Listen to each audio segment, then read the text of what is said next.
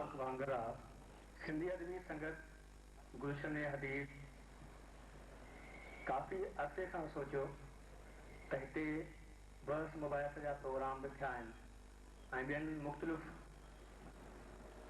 हलकनि मां काफ़ी सरगर्मियूं बि थियूं आहिनि, सकाफ़ती प्रोग्राम बि थिया आहिनि, राग रिहाण बि थी आहे ऐं मुमकिन आहे अॻिते इहा ॿियो सफ़र जारी रहे। पर हिन गुलशन हदीद में चयोसीं त हिकु शाम सभिनी शाइरनि जे नाले कजे।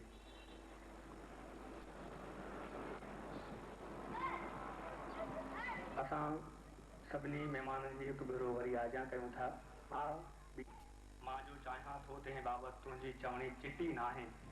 माण्हू ॻाढ़ीअ मारे वारो मिटी आहे, उनजो कारो नाणो सारो मिटी आहे। आकड़ में जो उब ॾिसींदो सो बि न हूंदो, नेज़े वांगुरु ताड़ियल घाटो को बि न हूंदो। बंदूकूं बारूद बराबरि कख थी वेंदा ऐं हथ ठोकिया वैश लश्कर रख थी वेंदा।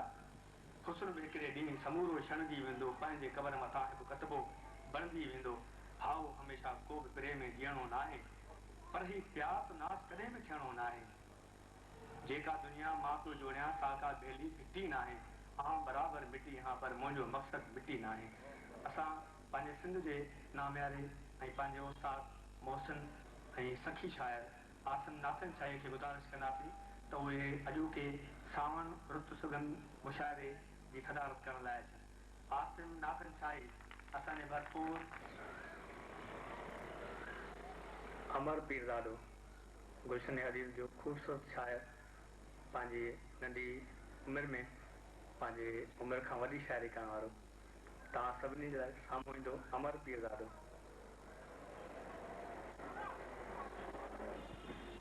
आस जा थो विझायां जॾहिं बि ॾिया, आस जा थो विझायां जॾहिं बि ॾिया, छो नज़र पोइ तुंहिंजी जली थी वञे। मूं वटां हू वठी छो हली थी वञे, ज़िंदगीअ खां पुछो छो रुसी थी वञे। महिरबानी। भाकुर में भरण लाइ आता आहिनि, टंगियल नवां वॻा नफ़रत विचां सां मूॾे सकिन। कंगे खे वारनि जी यादि विसरी वई आहे, कैलेंडर बि हवा बहाने ईंदड़ वक़्त तरफ़ उॾरण थो चाहे। तोखां मायूस थी बल्ब जी रोशनी बि झकी थी वई आहे, पखो बि बेज़ारीअ मां थो हवा ॾे। टेलीफोन जी घंटी मुस्तक़बिल मुंहिंजो मज़ाक थी उॾाए। तूं हेकर अच, मूंखे न सही मुंहिंजे चौगिर्द फैलियल हिन बेचैनी खे को चैन ॾेई वञ, को आराम ॾेई वञ।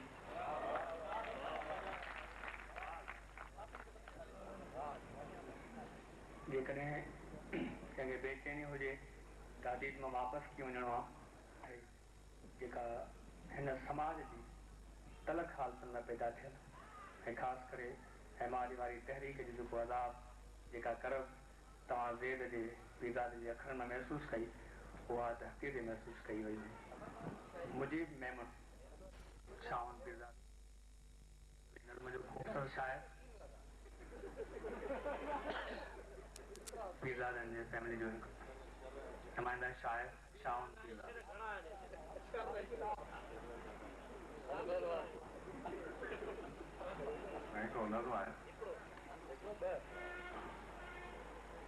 हली आ त तुंहिंजे अखियुनि में मां पंहिंजी मोहबत जे पेरनि खे ॻोल्हे ॾिसां।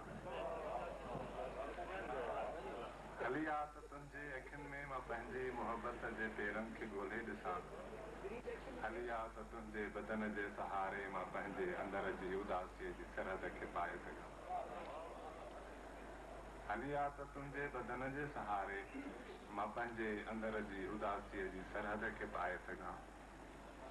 हली आ त तुंहिंजे चपनि ते मां मुल्कूं ॾिसी दिलि जी दावा परोड़े सघां। हली आ त तुंहिंजे चपनि ते मां मुल्कूं ॾिसी दिलि जी दावा परोड़े सघां। हली आ जो मूंखे विकोड़े वञे थो वरी ख़ौफ़ तुंहिंजे जुदाईअ जो हाणे। हली आ जो मूंखे विकोड़े वञे थो वरी ख़ौफ़ तुंहिंजे जुदाईअ जो हाणे।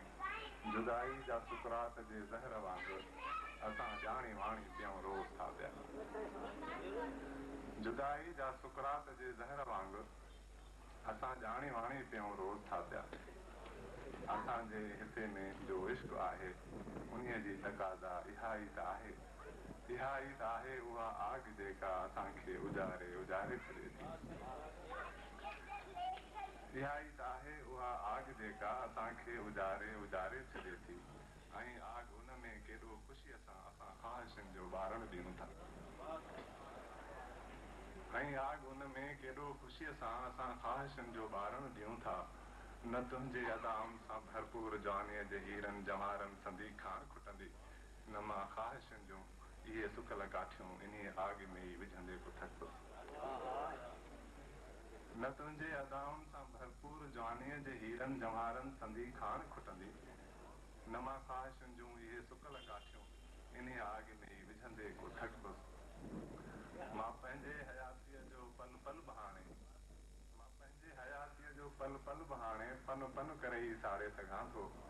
इन्हीअ आग में अबद ताईं हाणे जलंदे ई जलंदे जी थो सघां। पर हल या त हे कर मां तुंहिंजे अखियुनि में मोहबत जे पेरनि खे ॻोल्हे ॾिसां।